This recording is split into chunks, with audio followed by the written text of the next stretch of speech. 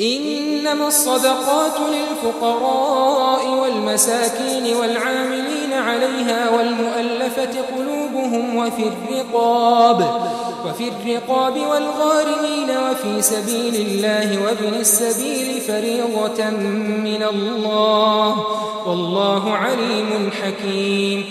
ومنهم الذين يؤذون النبي ويقولون هو أذن قل أذن خير لكم يؤمن بالله ويؤمن للمؤمنين ورحمة للذين آمنوا منكم والذين يؤذون رسول الله لهم عذاب أليم.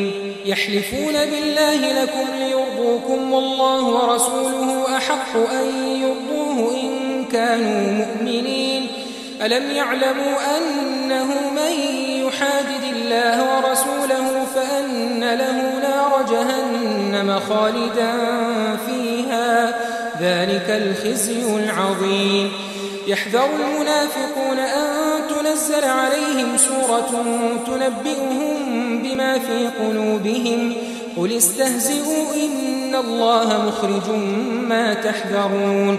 ولئن سألتهم ليقولن إنما كنا نخوض ونلعب قل أبالله وآياته ورسوله كنتم تستهزئون لا تعتذروا قد كفرتم بعد إيمانكم إن نعف عن طائفة منكم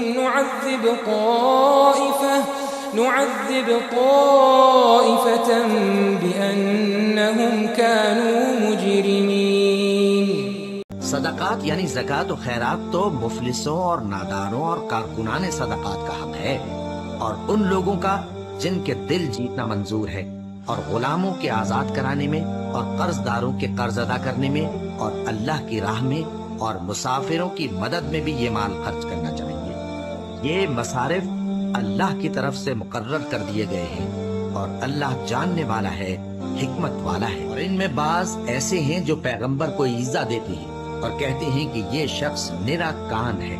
ان سے کہہ دو کہ وہ کان ہے تو تمہاری بھلائی کے لیے، وہ اللہ کا اور مومنوں کی بات کا یقین رکھتا ہے اور جو لوگ تم میں ایمان لائے ہیں ان کے لیے رحمت ہے، اور جو لوگ اللہ کے رسول کو رنج پہنچاتے ہیں ان کے لیے عذاب علیم تیار ہے. مومنوں، یہ لوگ تمہارے سامنے اللہ کی قسمیں کھاتے ہیں تاکہ تم کو خوش کر دیں، حالانکہ اگر یہ دل سے مومن ہوتے تو اللہ اور اس کے پیغمبر اس بات کے زیادہ حقدار ہیں کہ یہ انہیں خوش کرے. کیا ان لوگوں کو معلوم نہیں کہ جو شخص اللہ اور اس کے رسول سے مقابلہ کرتا ہے تو اس کے لیے جہنم کی آگ تیار ہے جس میں وہ ہمیشہ جلتا رہے گا؟ یہ بڑی رسوائی ہے. منافق ڈرتے رہتے ہیں کہ ان کے بارے میں کہیں کوئی ایسی صورت نہ اتر آئے کہ ان کے دل کی باتوں کو ان مسلمانوں پر ظاہر کر دے. کہہ دو کہ ہنسی کیے جاؤ، جس بات سے تم ڈرتے ہو اللہ اس کو ضرور ظاہر کر دے گا، اور اگر تم ان سے اس بارے میں دریافت کرو تو کہیں گے کہ ہم تو یوں ہی بات چیت اور دل لگی کرتے تھے. کہو کیا تم اللہ اور اس کی آیتوں اور اس کے رسول سے دل لگی کرتے تھے؟ عذر مت پیش کرو، تم ایمان لانے کے بعد کافر ہو چکے ہو. اگر ہم تم میں سے ایک جماعت کو معاف کر دیں تو دوسری جماعت کو سزا بھی دیں گے، کیونکہ وہ گناہ کرتے رہے ہیں